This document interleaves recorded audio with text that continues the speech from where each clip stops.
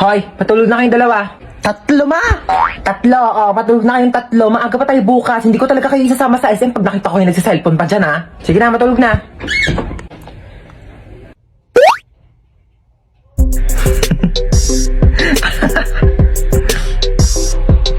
Uy, ba't nagsiselfone ka pa? Nag-late match pa ako dito. Sana ako nag-late match, pero bawal yan kasi pag nahuli ka ni mama, papagalitan ka, hindi kayo sasama sa SM bukas. Bunso, may niisip ako. Gusto mo ba isama si Princess bukas sa SM? Oo, ayoko maakim yan yung maamoy sa kotse.